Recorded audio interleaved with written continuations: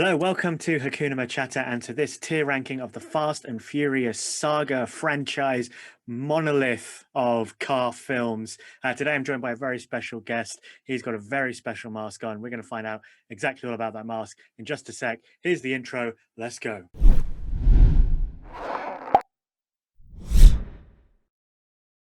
Josh, welcome back to the channel.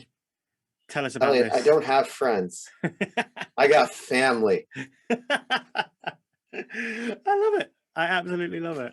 Thank you for coming dressed up to this video and with a beautiful virtual background as well. Oh yes, it's from the one that I saw while I was living in London. That was filmed in London, a lot of it. And yeah, thank you for letting me basically just like get my way onto this your show to like talk about the Fast and the Furious saga. My favorite saga, I have to be honest. Your favorite saga? Any saga that's going on. Maybe outside of Pitch Perfect. Those are my two favorite. But, maybe a combo because they're both Universal properties. Nice. A team up at some point. Dom and the Bellas. I mean, they're already going to put Fast and Furious and Jurassic Park together. Why not chuck some Pitch Perfect in there to come in and save the day, soothing the dinosaurs with a little song? I know, exactly. The Barden Bellas. No, I'm super excited. I have a long history with this franchise and the saga, as I'm sure you do as well.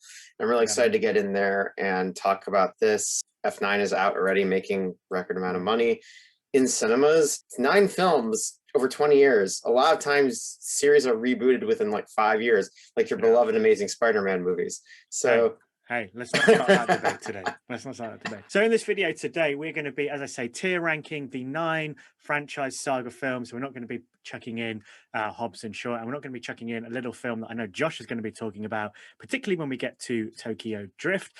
So we're not going to be putting those in, but more of that one to come. And then we're also going to be talking, as we go along, a lot about the diversity and representation that this Fast saga has brought into mainstream Hollywood, because as far as I'm concerned, and Josh, I think you might agree with me here, it definitely seems to be the biggest mainstream saga that has really pushed representation off and on screen. Would you agree? Yeah, I mean, I would say without a doubt. And I think it was doing it before it was quote unquote like trendy or people were actually talking about how important it was. I remember reading articles in like 2011, where they're like, this saga, these movies, you have, all this diversity. You have Ludacris, you have Tyrese Gibson, you have Vin Diesel, who himself is multiracial. You have Sung Kang as Han. You have all these characters from different backgrounds coming in to sort of have this family. And it really like there isn't, and they also sort of defy a lot of times cultural stereotypes as well. Yeah. And I think like we haven't seen something like this. And I think, especially when you see like the controversies with Star Wars, it's really wonderful to see a series embrace diversity and representation like this from the get-go. Let's get into this tier ranking now. I'm going to bring the tier ranking thingy on screen for you guys watching, and you can see we have 5 levels. We've got 2 at the bottom, then 3, then 4, then 5, and right at the top we've got NOS, because everyone knows in Fast and Furious you haven't won until you've hit the NOS button. Winning is winning. Winning is winning, and NOS is how you win. Let's get straight into the Fast and the Furious, the very first film, the film that kicked it off all the way back in 2001? Yeah, 2001. June 2001. Damn, son. Talk to me. I mean, straight off the bat, just tell me, where do you feel you would place it in that group? It's interesting. And I thought about this a lot. So, I mean, we're also, while we do this, we're talking about like sort of our histories, seeing these movies. So I saw this movie opening day in the cinema, largely because my mom saw the trailer when I was in a movie with her, and she's like, "This looks stupid," and then in defiance of my parents, and because it was a PG-13 movie, which means I could go see it on my own with a friend. I went and saw it. Saw it at Century Theaters, which no longer exist. I think actually I would rank this at the sort of 5 rankings. NOS, I would save below. And I think the reason is, and I was going back, is this 4, is it 5? There are definitely some parts of this movie that are dated now. Absolutely, watching it, some of the more minor performances.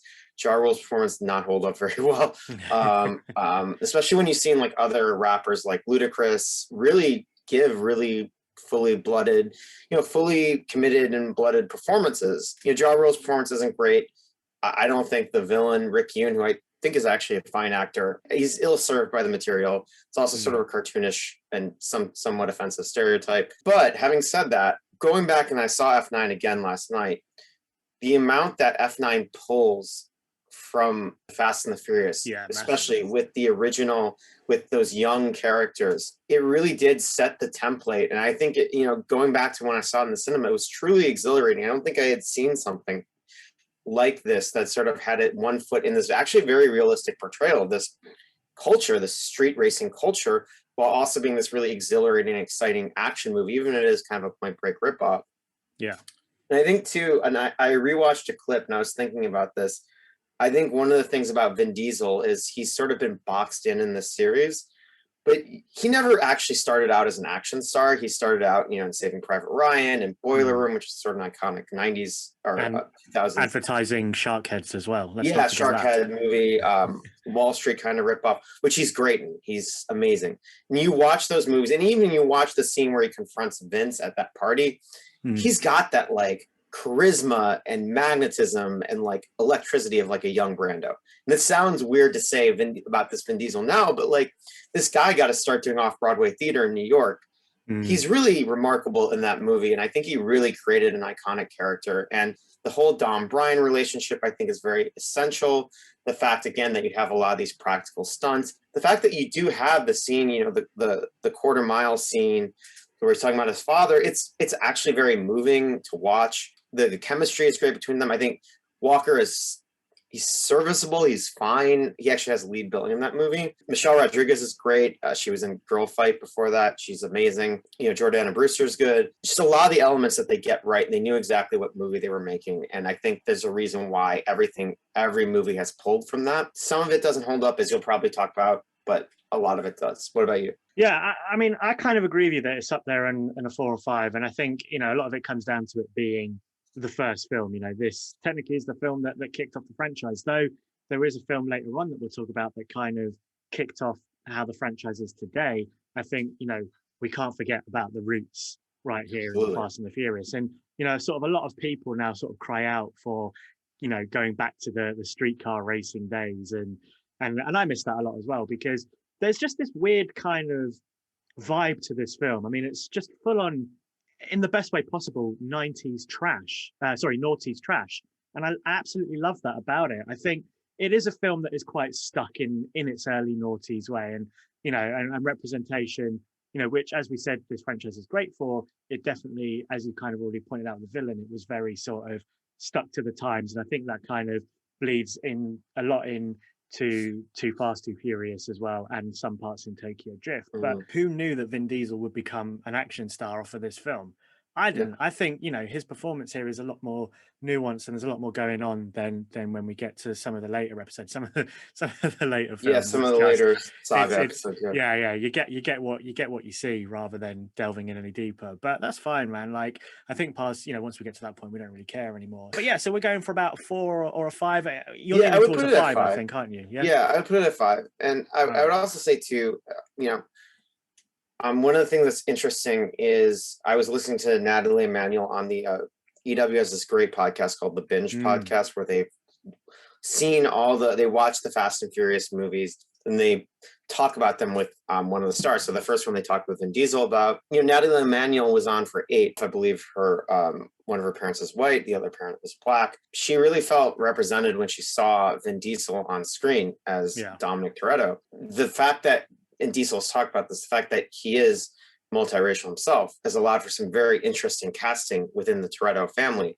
Yes. You have Jordan Brewster, who's Brazilian. You have John Cena, who's white. It allows for them not only to be much more like creative in the casting. I think we've talked about how diversity can be an asset just as a storytelling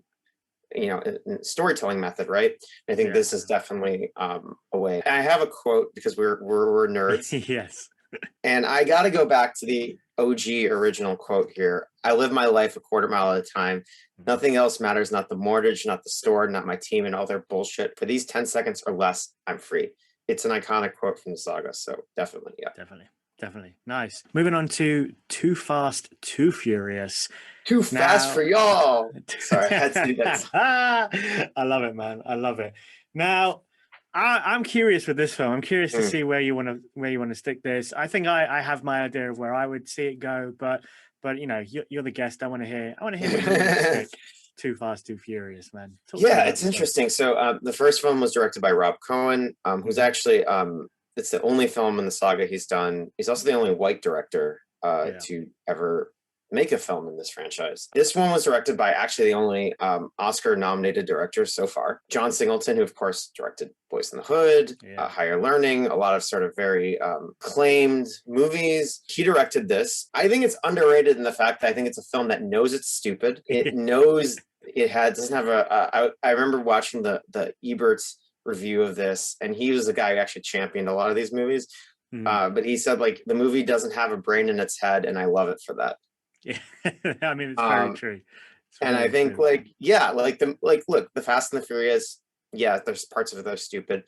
I think it is more ambitious than Too Fast, Too Furious, which I think is basically a silly popcorn action film. Yeah. Almost crossed with a video game with sort of a buddy comedy. It's much lighter on its feet, but I think the chemistry between Tyrese and Paul Walker as Roman is really good. I think Mhm. Singleton's stamp is kind of on the movie because you sort of see a lot of the camera moves that he does in a lot of his other films, which I think is really nice. And you see also like the fact that I think some of the performances he gets out, you know, I think Ludacris is much better than Ja Rule in this movie. Yeah. It's sort of fun to see John Singleton having fun, especially after sort of making these more sort of preachy, heavy movies. Cole Hauser, I like even in the role. Is he an Argentinian drug lord? Probably not. You know, is the plot basically a third-rate Miami Vice ripoff? Yes. Sure. Is Eva Mendes, who's good in the movie, kind of wasted? Unfortunately. But I do think like Tyrese really in this movie, and the reason I actually elevated it a few notches, and I have this on Letterboxd, I think it bumped it up like half a star rating. His energy in this movie is actually much more than just comic relief. He's very unpredictable. He's very charismatic and unpredictable, and it's almost dangerous to watch him on screen in this film. And I think that creates a very interesting dynamic between him and Paul Walker. There might have almost been a way, because they didn't have Vin Diesel in this film, it almost kind of felt like they wanted to make someone more overtly unpredictable, because I think Dom in the first film is unpredictable, but he never lets anything show. Do you know what I mean? And you never know when he's going to snap. Whereas with Roman, especially in Too Fast Furious, I think only in Too Fast Too Furious, you're legitimately on edge with most of his scenes. See when they like he smashes in the car window. Yeah. It's unpredictable. Exactly. And yeah, it's kind of a shame to see as he's gone on that he has sort of folded into just the comic relief, but you know, not only. I wouldn't say only. I think he still kind of has his merits here and there, like, you know, especially for how they use him in Fast Five when and I'll come back to that when we talk about Fast Five. I'll talk about the moment I mean, where I think actually they make great use of Roman and that big mouth of his. I think for me, Tyrese Gibson does kind of just, this is his film, you know? Yeah. And even though Paul Walker is, you know, is he's fine, and we're following Brian, and yeah, he's good. But I think in these first two films, Brian was very much just sort of the guy in which is the window for the audience into this world and whatnot. And I think it's a bit later where we get Brian, you know, we get Brian O'Connor properly in full. And you know, here it's a chance for Tyrese and Roman to just kind of do his thing, and I love that. I think it's fun. And I'll say my quote is, yes, "I'm hungry." I always love "I'm hungry" is great for me in Too Fast and Furious. It's ejectocito, cuz I love it. Ejectocito, cuz. So Too Fast and Furious, where were you placing it on the 3 for sure. You know, it's good. People should see it. All right, let's move on then to Fast and Furious Tokyo Drift. Talk to me, man. Where do you see Tokyo Drift in this line? All right. So this is, again, like Too Fast and Furious, Tokyo Drift. Saw this opening day at the Evanston Cinemark. Also, I believe the Ebert review of this is online. People should go see it because Roper spends half the review laughing because Ebert gave this 3 stars and championed it. So this was Justin Lin's first entry into the saga. And I would say, I mean, he's the primary auteur of this franchise without a doubt. Of course, Justin Lin got his start directing Better Luck Tomorrow, which was an indie sensation at Sundance. Famously, Roger Ebert got into an argument. You could see a white guy telling a cast of Asian actors and a director that they didn't have the right to make a movie that depicted Asian Americans in this way. And Ebert then shouted him down and said, they have the right to tell whatever story they want. Of course, Tokyo Drift is part of the Fast and Furious universe because Han is introduced in Tokyo Drift as one of these high schoolers sort of running schemes and doing these sort of junior-esque crimes. And in that movie, he smokes cigarettes. There's a reference in Better Luck Tomorrow. Better Luck Tomorrow. There's a reference where she's like, you must have been a 2-pack a day man. Of course, given that it's a studio movie, they couldn't have him smoke cigarettes, so he was eating. But they basically pulled that character out of Better Luck Tomorrow and placed him in Tokyo Drift. I love Tokyo Drift. I think Lin really brought a real style to the franchise. Yeah, that's very evident. And I love my favorite race scene is the Shibuya crossing. So good. And it's sort of the thing I love about it. The thing I love about the action scenes in that is that they're the Zen chaos, which I'm stealing from Film Spotting. There's these moments of quiet within the action scenes that are just sort of breathtaking. And that moment of quiet as the car goes past Shibuya, it's one of the most Shibuya crossing. It's one of the most beautiful films I think in the saga. And I like Lucas Black a lot. I think he's more charismatic in this movie than Paul Walker was. Even though you're missing some of the sort of Walker's presence. Yeah, and Brian's presence. I think Lucas Black is very good. He's a very good actor. But really, for me, what makes it so great is Sung Kang as Han. In a lot of ways, this was his movie. Yes, and I think what people have to realize is that looking at the portrayal of an Asian American male in this movie, it was kind of groundbreaking at the time. This was a character who wasn't desexed. He wasn't just some sort of stereotype. He was allowed to really have a life of his own and sort of not be either some sort of really stereotypically awfully stereotyped nerd, or on the other hand, he's not some Yakuza gangster who's also a complete stereotype, right? He's just allowed to exist as a cool guy in this franchise. And I think in the story, and I think it's a pretty groundbreaking portrayal. It's not a surprise that Lin, as an Asian American man himself, sort of was more sensitive on this. And I think the movie has, unlike Lost in Translation, which I think came out a few years ago and is a Sofia Coppola movie that I really don't like. I like some of her other movies, but I think one of the problems with that movie, one of the reasons it's offensive, is that it very much exoticizes and orientalizes Japanese culture. The jokes are at the Japanese expense. A lot of times it's about how silly Westerners think these customs are. Yes. And the jokes here, even though it is centered on a white man, are at Sean's expense. Sean is made fun of for getting things wrong in Japanese culture. For example, the shoes in the class. He is made fun of for that. He's the butt of the joke. He's the butt of the joke in the sumo wrestling scene. There is a sumo wrestling scene, but instead of being at the sumo wrestler's expense, the sumo wrestler is offended that Han would send Sean to go fetch the money.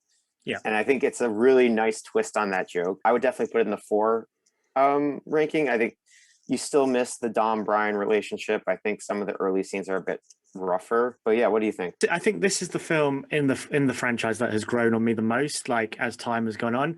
And I think I agree with you. I would go as far as to say that it's probably one of my favorites in the franchise. I think it is based a lot off of Han. And I just think there is a quality and an energy about this character and about what Sung Kang does with him that, for me, at least, he's the most unique character in the franchise. And, I got so excited when they reverted the timeline and they were able to bring him in for a couple more films, because the way that he just turns up in Fast 5, you're just like, I remember when I first watched it, I was like, this doesn't make any sense. Wait, what? Or Fast and Furious. Yeah. Well, oh yes, yeah. Kiss. He's at the beginning of that. Yeah. But I mean, 5. He gets more play in 5, and certainly in 6 as well. I'm just so happy for Tokyo Drift to introduce us to just such a great character. And I think again, a lot of what you say, that he gets to be the cool guy of the film. And just how often do we see that? How often do we see the Asian American being the cool guy of the film? Not a lot. And so I think that was a real great job there. You're saying 4. If for me personally, if we have the first film in 5, I would be putting Tokyo Drift up in 5. Yeah, sure. Yeah, for me, that's where it goes. So, all right, we're agreed. We're gonna chuck this in 5. We'll put it. And my quote is yes, your quote. a Han quote, which may have been my yearbook quote, actually.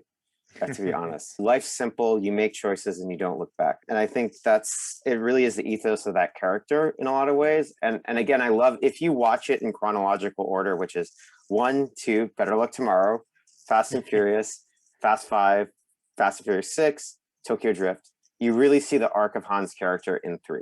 You see, this is a man who has had something really tragic and awful happen to it. He's sort of bearing the weight of that. Or carrying the weight of that. All right, man, let's move on then to Fast and Furious. Now, as I said earlier on, the first film, The Fast and the Furious, sort of kicked off this franchise. But I think here, film number 4, Fast and Furious, is where we sort of get the almost slight reboot. Like, this is where we begin to take the franchise into a completely different direction. Talk to me, Fast and Furious. Yeah, so it's interesting because this movie made I think it's upwards of $70 million on its opening weekend, which, I mean, the Fast and Furious made a lot of money, but I actually think this on its opening weekend made more than Tokyo Drift did. I think it was very unexpected, actually. But yeah, it reunites the 4 leads from the first film. Paul Walker, who's now second billing to Vin Diesel. Jordana Brewster's back. You have Michelle Rodriguez. You know, I think it's a film that's grown on me a lot. And when I saw it in the cinema, I didn't love it. I really didn't respond to how dour and self-serious it is.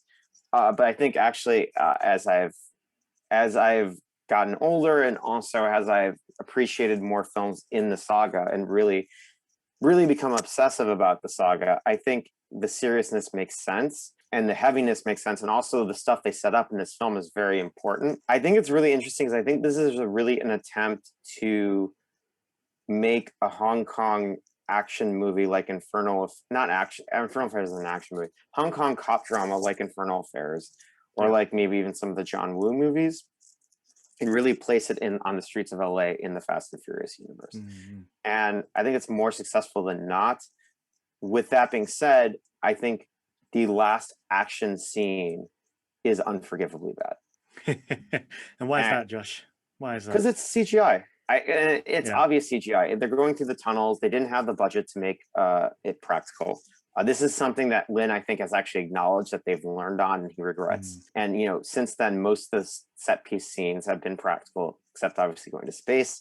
But you know, yeah, they didn't actually go to space. But it's obvious CGI. It's bad CGI. It really detracts from that film. And I really, when I was rewatching up until then, it's pretty damn good. And then you get that scene and it takes me out of it. Yeah, I think it's a very solid film. And you know, I know we're going to sort of move on to in a bit, to one of the films later with a favorite villain, but I think Braga in this film. Braga is really good.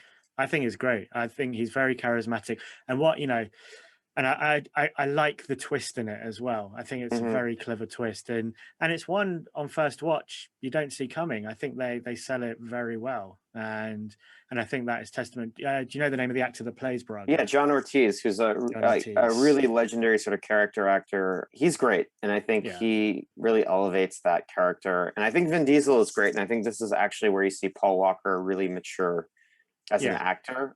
He has some really good scenes, I think, with Jordana Brewster. He had just come off of Running Scared, which I think is probably his best performance. It's a really interesting sort of B movie that he's really good in. And I think you really see the maturity that he has as an actor. And I think he pulls off some of those dramatic scenes. Luis and Santos are introduced in this movie. Yeah. You have the stuff in the Dominican Republic, which I think is really interesting and really well shot. Gal Gadot's character introduced as well, Giselle. Actually, I think better in some ways about representation than the first film. You don't really have the stereotyped villains. Apart from the drug lord. A Mexican drug lord. No, I really enjoyed this film. And I think you're right. Like the way that it does now bring Brian and Dom together and you know, Brian's sort of decision of, do you know what? Like, these are my people, and I mean, you know, they mean more to me than this supposed honor I have with a badge. That's a great final scene. Yeah. Really lovely. Have you got a quote for Fast and Furious? It's Mia's quote to Brian, where he's like, you know, I'm really good at lying. The feds recruited me, and she says, maybe you're lying to yourself. Maybe you aren't the good guy pretending to be the bad guy. Maybe you're the bad guy pretending to be the good guy. Did you ever think of that? And I think, to me, that really you know, a lot of this movie is about Brian. In a way, this Yeah. is maybe the most Brian-centered movie. It's really about sort of the dual identities he carries. Mm. And it's sort of him realizing that maybe his family is with, you know, Dom's crew. Yep, So- I agree. Lovely. Where would you like to place it on the tier ranking? I would still place it in a 3 because I think that and also apparently this was written in haste after the writer's strike. Yeah, really the final CGI set, you know, is really a drag on the film. All right. Well, I've placed that in at number 3. I've placed it above Too Fast, Too Yeah, Furious. yeah. Oh, yeah. I think that's lovely. Okay. Are you ready to have some fun?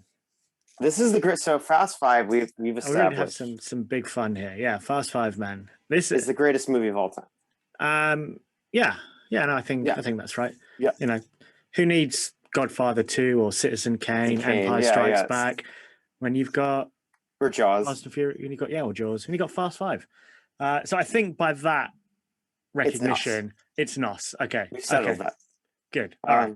I'm gonna just put it straight into NOS and Yeah. not wait. Yeah. Where to start with Fast Five? I think this for me is the film that cemented this as like, I absolutely love this film series, because I didn't see the first 5 films in the cinema. I think I watched them all on Blu-ray, and I was kind of watching them and I was like, all right, yeah, this is kind of cool. And then I put Fast Five on and I was like, oh shit me, this is insane.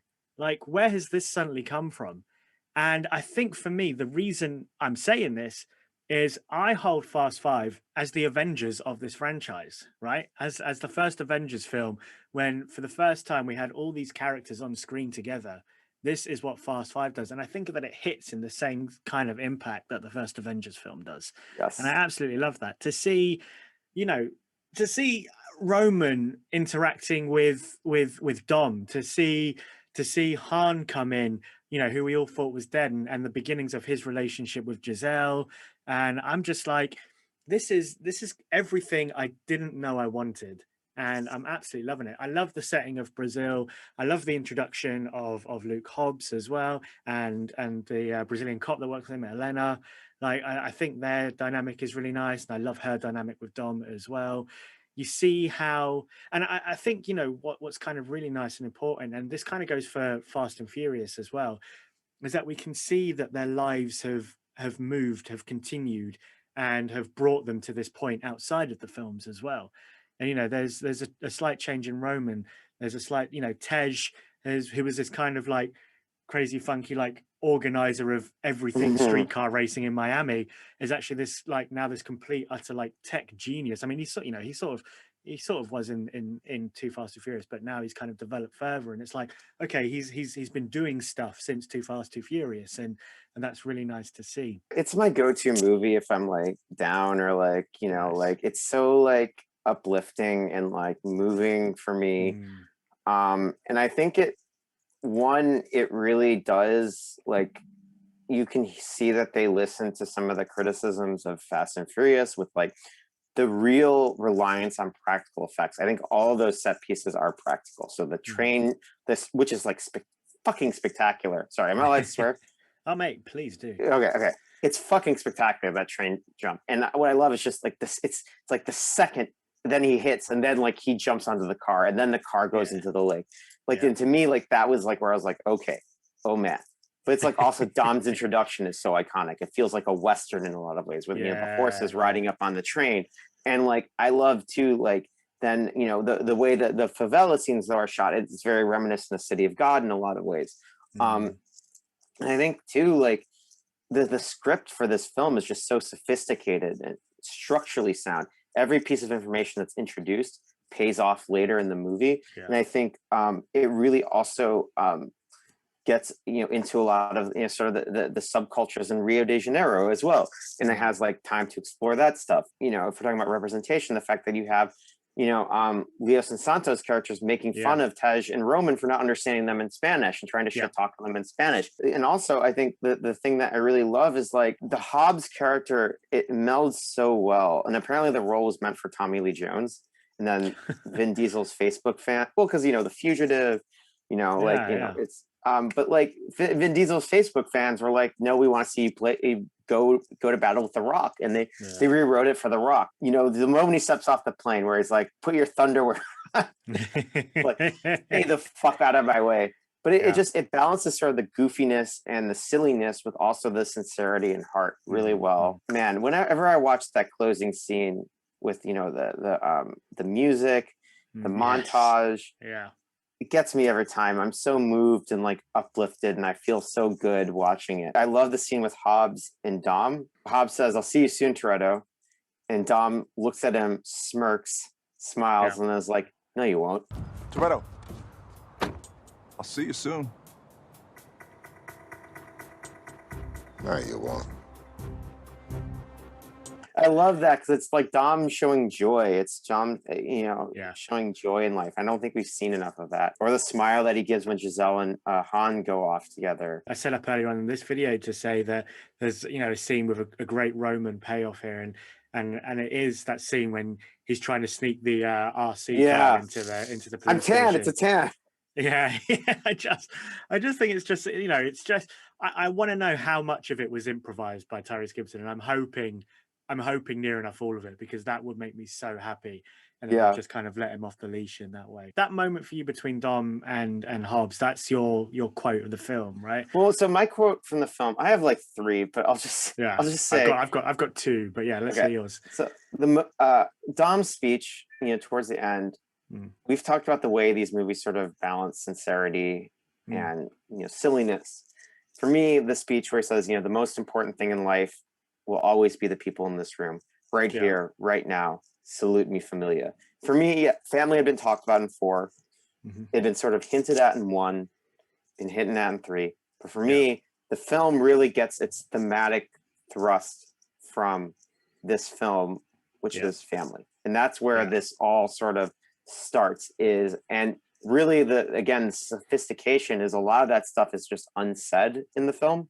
You know, it's looks, it's glances between the characters. There's a lot of moments of silence that I love in this film. And I think that's really introduced, and that's the bedrock foundation of this franchise. But of course, also Hobbs' quote where he's like, "These guys are professional runners, they like speed, so make sure you got your thunderwear on." And then he's like, "Don't ever let them go into cars." And of course, Roman's like, "You say what? This shit went from Mission Impossible to Mission in freaking Sanity." 2 amazing quotes. I was actually going to bring up the Hobbs quote of, "Whatever you do, don't let them get into a car," because I just think that is what this saga is about. It's kind of just, it feels like it's just such a ridiculous line to say, like, don't let them get into cars. But you know exactly what he means by it. You know that as soon as any of this gang hop into a car, you ain't gonna catch him. That's it. No. You've lost them. I really do like the moment where the gang hide in plain sight and Hobbs finds them, and Dom sort of faces them down and is like, "This is Brazil," and everyone around just like takes their pieces out and just like aim at Hobbs and his gang, and then he's like, Hobbs is one of Hobbs's men, or like, it might be Elena, just like, "Boss, this is not the time or place." I just think it's just I love that. I think I just love that scene. I think it's just, it shows also the confidence of La Familia, that they know that we've got this, like, you know, or at least we're going to show them that we are in more control than we actually probably are. Fast and Furious 6, man, it's your virtual background. It's one that holds a lot of memories for you. It's the one that, like, when we were hanging out at drama school, I tried to get everyone to see, and then our mate Carl laughed at me because he thought it was funny. Obviously, I have a special connection to this movie because I was living in London where they filmed it. And they filmed it actually while I was living there. They filmed it like, it was quick. Turnaround time for this was very quick. It was like October 2012, release date May 2013. That's fast and furious. Yeah. But like, no, I love the way they used London in this film. If you live in a city and you see it portrayed inaccurately, it really gets on your nerves. And the movie that came out that year called Thor: The Dark World had characters going to Cannon Street, and I always bring this up, to get to Greenwich, they went to Cannon Street. And you had a person who was a Londoner say, no, the way you get there is by going to Cannon Street. And I'm just like, and it's a terrible film anyways, but I'm just like, no. But it wasn't just that you go from Cannon Street, it was that you get on the tube from Cannon Street, the underground, to Greenwich, which not pas possible. Fast and Furious 6, Shaw's base is set, I think, right around Waterloo. There's a chase scene where they chase Letty. They wind up in the Waterloo station, and of course, an iconic scene has been filmed there. That's the Bourne Ultimatum. Yep. Instead, they use the tube for Waterloo, and they have this great fight in the corridor of the Waterloo and City train line, which is, as you know, the most useless train line ever. I don't know. It's one of the best. Right. People that need to make use of that line, it's freaking great. But like I've had to make use of that line, and it is. I've had to make use of that line too. But I'm just saying, it goes to Bank Street and it goes to Waterloo, and Yeah, okay, we'll have this debate another time. But such a great setting for that fight. And the thing is that like it understands the geography of London, it understands the geography of that scene, and it makes sense. It makes sense within the reality of some ridiculous shit happening. It makes complete sense. And I love that they used Camden for like a Russian head shop. I thought it was great. And like it feels accurate to the London I know. And I mean, it's a very small part, but Rita Ora is actually very charismatic in her like one little scene, especially given like I know Iggy Azalea and like some of the lesser sort of actors they brought in, like pop stars. I think actually, I mean, she's canceled now, but Gina Carano is very good in this, doing what she does. I think much better than Ronda Rousey. And I think this film also, though, has by far the best villain of the series, which is Luke Evans, Owen Shaw, which is another part of representation. Luke Evans is an openly gay actor, and they brought him into the saga to play the villain, and I think that's great. He's great, and I think the reason he's so good is not only is his ethos clash with Dom's, he's all about precision. He doesn't care about family. Yeah. He'll swap out someone, one person for the next. Yeah. But they give him really cunning, witty, dangerous dialogue to say, and the dialogue he says and the way he delivers it. I don't know if it was a collaboration with him and the writer. It's goes beyond just being a villain in this series. And I think especially when you compare him to one of the villains in 9, it's really like cutting dialogue. Those confrontations he has with Dom are just really classic. So for a while it was my favorite. It's not the greatest movie ever made. There's some structural issues. It's too ambitious for its own good. And I think it wastes Jordana Brewster. Again, the combination of sincerity, the humor, London, all of that. I saw this movie so many times in the cinema. I annoyed the shit out of this theater festival I worked at because I just kept referencing this movie because I'm on such a high. I've been taking up a lot of time. What do you think? Even though I've said that sort of 5, 6, and 7 are the high point, we start to bleed in. And please take this with a pinch of salt, but the physics of the Fast and the Furious. Who needs physics when you have family? Who needs physics when you have family? And I just think there are just some of the physics start to kind of fly off a little bit. And for me, like, it's fine if you're going to have physics that doesn't make sense, but you still need to make it make sense within the universe you're setting up, I think, And there are just some parts here with Fast and Furious. And it starts in 6, and particularly the moment when Dom catches Letty midair and they land unscratched on the hood of a car. I love it. I love it. Don't get me wrong. And it's a great moment because of what it emotionally means, particularly to the two characters at that time with Letty's amnesia. But it was also what opened the door to some wackier things later on that start to, for me, not really make sense. And I mean, there's quite a lot around that scene though with the tank as well. Just some of it just felt a bit odd. And then also, of course, in the film itself, it also then has an even wackier moment, and that is the runway scene, which that is one hell of a long runway. Yeah, but I love it. It is one hell of a long runway. And there was some YouTube video channel that marked the physics and how, to our real world physics, and marked how quick the plane how long the runway has to be, considering how quick the plane is running.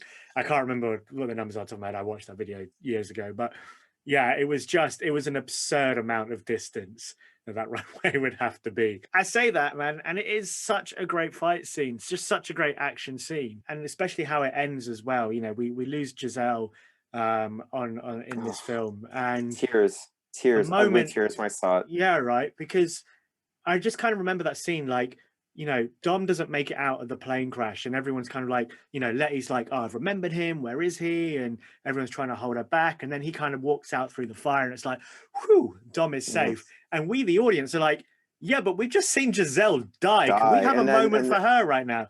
And then the moment get it. between Han and Mia, Mia just turning to Han, and Han Where's Giselle? is just looking at the place where he's lost Giselle, and I was with it, man. Yeah, no, I cried when I rewatched. I saw they've been doing a lot of free screenings. I actually took Yeah. my friend who had never seen any of these movies. None of this made sense to her. I'm like, Yeah. this is so beautiful. I'm crying. I mean, I thought with the which is also my favorite scenes, the montage scene that opens up, which I love because it really also is the first time where they really dig into like celebrating the mythos of these movies, which is with the scenes from the different movies. And the quote I have is and again, just to give you an idea how good the dialogue is, when I was young, my brother always used to say, every man has to have a code. Mine, precision. A team is nothing but pieces you switch out until you get the job done. It's efficient. It works. But you're loyal to a code.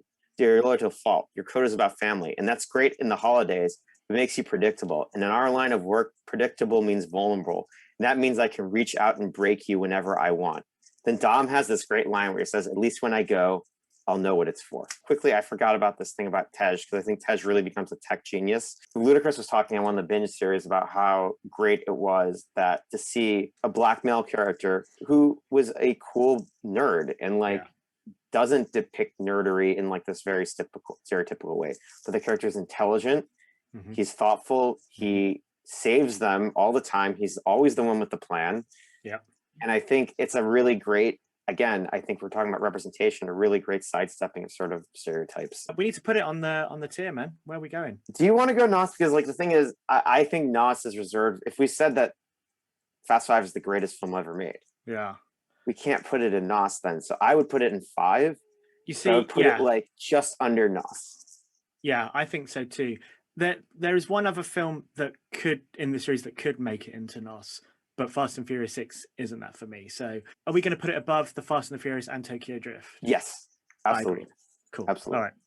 Nice. Let's chuck that in there then. Okay, so let's move on now to Fast and Furious 7. Dude, I really love Furious 7, man. I really love this film. But you kick us off, man. Props to everyone who made this film, because that must have been pretty impossible after Paul Walker unfortunately passed away in the middle of the filmmaking. And in fact, when he died in 2013, my friends were reaching out to me and they're like, are you okay? Like, are you gonna be okay? I can't imagine what that must have been like. And of course, this was the first film that only film that James Wan did.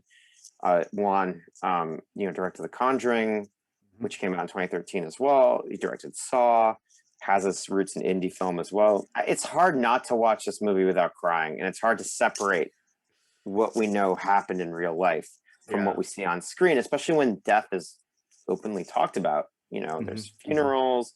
You have a scene that, Paul Walker did shoot where he said, there's only gonna be one more funeral. So much of it is like they're cheating death, which is a very James Wan thing. I love it. I rewatched this and I cried. I just was uncontrollably crying at the end. And I'm also uncontrollably crying during scenes, like Mia's scenes with Dom, Brian's scenes with Letty, or with Mia, and Dom's scenes with Letty. And the action is amazing. I think, just as a film alone, like the Deckard Shaw is a very capable, good villain. Statham is really compelling and, electric in the role. The Rock is wasted, but daddy's got to get to work.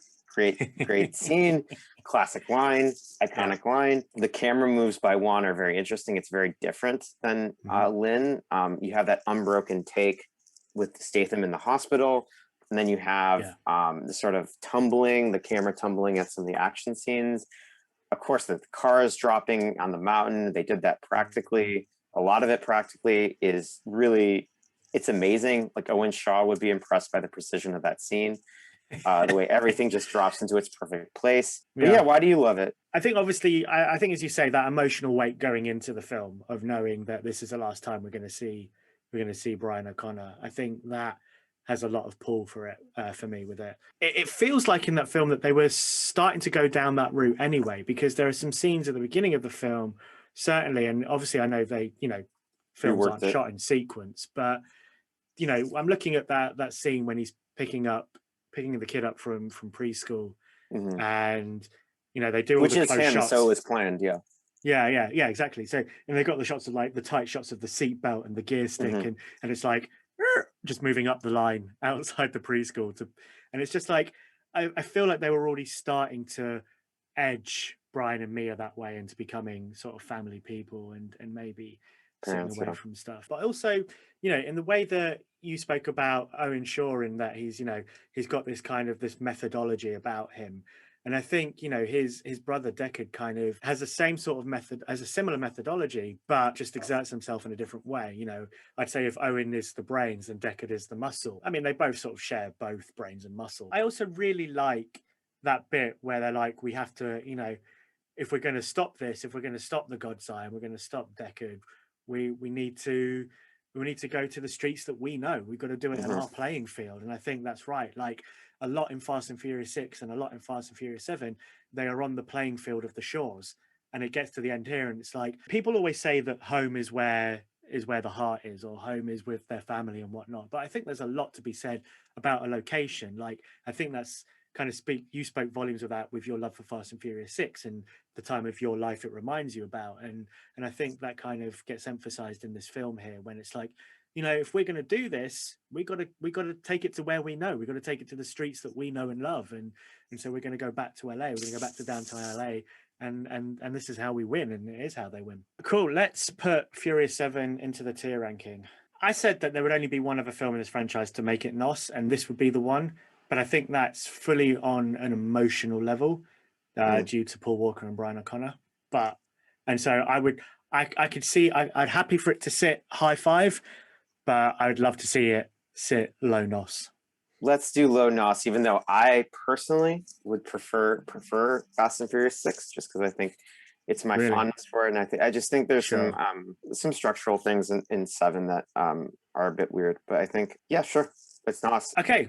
Fate of the Furious. Yes. Fate. So yeah, this was James Wan directed the last film. He didn't go back, so they got F. Gary Gray, who directed Straight Outta Compton, which he should have been nominated for an Oscar in the years that Oscar's so white.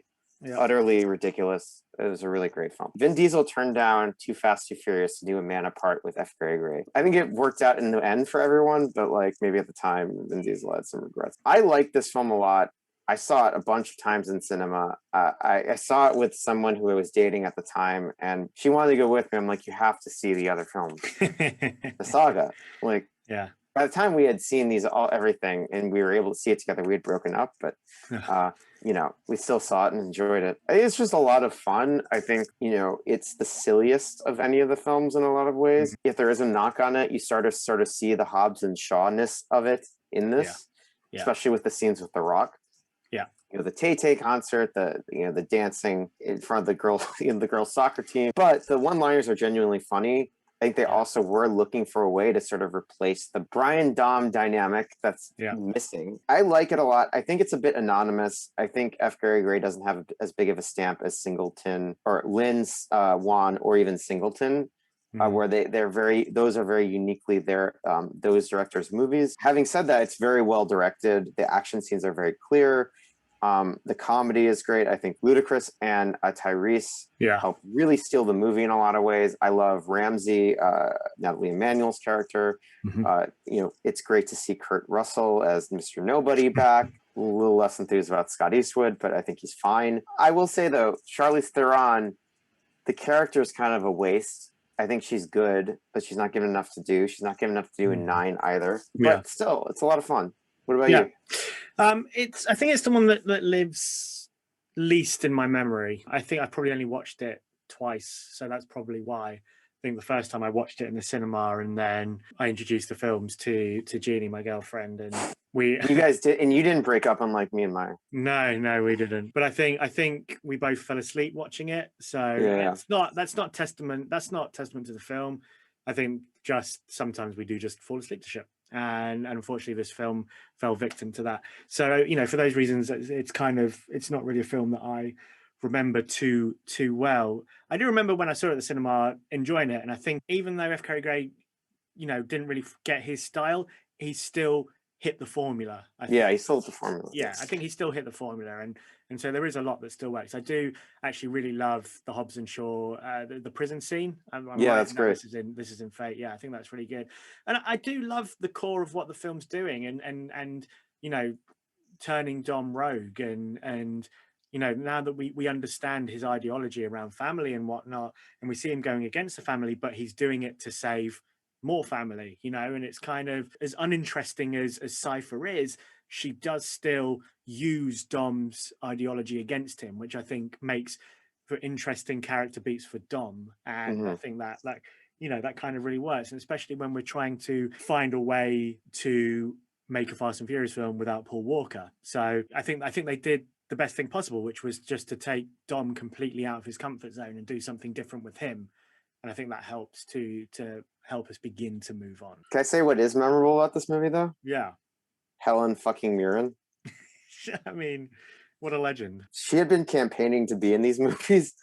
And I remember I met her at this party with a friend. We were able to get into this very hobnobbing party. Nice. And the entire time, you know, she's getting this tribute or whatever. And the entire time, you know, we're sitting there. And then at the end, we're like, we go up to her and we're like, hey, so like, what do we have to do to get you into this the new Fast and Furious movie? Is this going to happen? She's like, oh, you know, I'm trying, believe me. Like, you know, I'm really trying. And I think like her line, I'll give you to the end when I finish my fucking cuppa.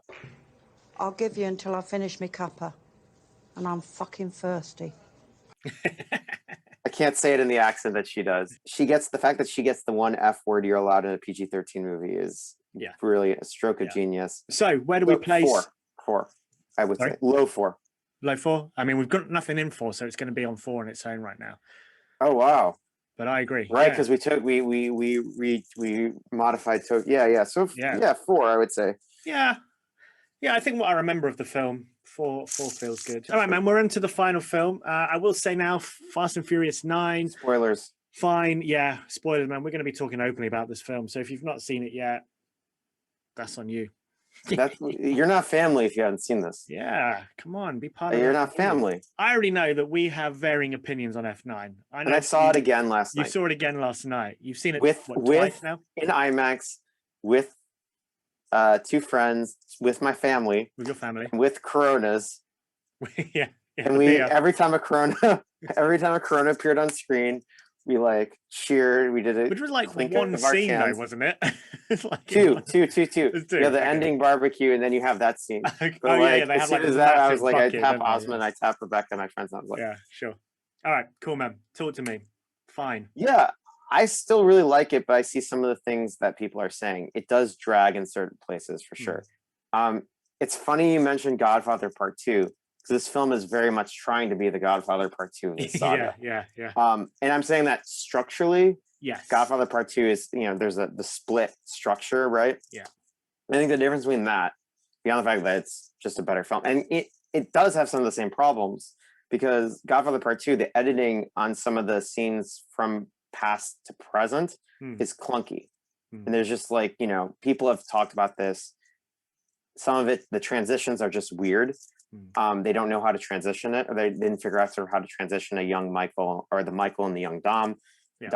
But like, it is trying for, and, you know, Diesel has talked about how he's very influenced by the Godfather movies when it comes to this, you know, saga. And no, I mean, I think he's sincere about that to a point. I mean, like, I think that's fine. Like, I think that's great. The first 2, not the third. It's trying to do that with the young Dom and the young Jacob. I think that's some of the best parts of the movie, actually. Yeah, I agree. I think it was the best parts of the movie for me. Yeah, personally. Really interesting filmmaking. Those 2 actors are really incredible. Vinnie Bennett, who's a Kiwi actor, and then Finn Cole, who I think is on Peaky Blinders, I want to say. Yes, yeah, he is. Yeah. He's very good. Some of those, the edits are clunky. Some of the scenes in present day are a bit flat. Some of the action does go on for a bit. Having said that, I was still really thrilled and entertained, and I think it's better. I still think it's better than Fate. Just because I think there is more sincerity in this than there is in Fate. I think Fate was a little too winky, and I think I was genuinely moved at the end with the song with when Han reappears and he's reunited with Sean. And a lot of that is, if you've seen the films recently, or you have a relationship with Tokyo Drift and Furious 7, and really, you know, the films that Han is in. Yeah. That relationship means a lot, and that scene is it's incredibly moving. And I think John Cena, who's not an untalented guy, I think he's very funny. He can be. really misused, I think, here. I think Mm. he should have been allowed to be funnier instead of just brooding. I do think Vin Diesel has sort of been put in a box in this series where it's like, you must brood, you must fight, and then you must yell. And Yeah. it's like, you miss the electricity that you saw in that early Fast and Furious film. And I think, I think he still has it. I think he's a very good actor. I think he's very good in Billy Lynn's Long Walk to Freedom. He's very good in the Sidney Lumet film, Find Me Guilty. Mm. But like, I think I want to see him show more range. I think he's capable of that. The thing that will divide people, if you're a casual fan of this series, you're not going to like it because this film is made towards the more hardcore fans. And I think the people who really invest in the mythology, who want to see a young Dom, who want to see the scene, the quarter mile scene that's talked about, play out differently than we thought. You want to see the scene of a young Jesse, a young Vince, all these people who were very important in the first film. Then this film is for you. And I think in those scenes, I think it totally pops. And I really liked it. What about you? Yeah. Look, I think I agree with you in the part that, the scenes in the past, I think are brilliant. And it was really nice even just to see that lineup with Dom and stood behind him, Letty and Mia and Vince and Jesse. And I remember smiling, like, that's cool, man. I like the look of that. That really works. But I think this is kind of the only film in this franchise where I'm just like, you're starting to lose me now. You're starting to, I think I've brought up in this video talking about, you can set up your own set of rules in terms of physics, but when you start to break those rules, it's kind of, that's when it sort of starts to, I'm a bit like, okay, I'm not sure. You said you like the rope swinging. For me, it was just like, for me, it just felt so implausible that, and I wasn't sat in the cinema going, oh, for fuck's sake, how is that possible? I was like, how is that possible? This film is beautifully ridiculous. Like, I'm still laughing. I'm still having a good time. Yeah. I'm still in, for the most part, I'm still entertained. They're still family. And it's still family. But at the same time, if Fast 10 Part 1 and Part 2 go the same trajectory as Fast 9, I'm going to feel disappointed by the end of this saga, I think. Whereas if 10 Part 1 and 2 can pick up, from 7 and 8, then I'll be all right. And I think we've gone in a good direction. It's interesting because like I'm less bothered by the physics and more bothered by like in 4 when characters make implausible decisions. To me, that takes me out of reality of a movie more than like the physics. I mean, to a certain extent, there are films that are set in the real world and then have just ridiculous shit. Where I'm like, there's a French movie list, Les Miserables, which came out last year, and it's sort of supposed to be this sort of gritty cop movie, and then like the sort of scene that sets everything up is like, oh, this is like a movie. This happens in a movie. Like these coincidences happen in a movie. The thing that I was missing in the second act is and I think happens in the first act, is I talked about sort of the Zen chaos. You get those moments of silence and stillness in those action scenes where it's not all loud and cacophonous. It's not just noise.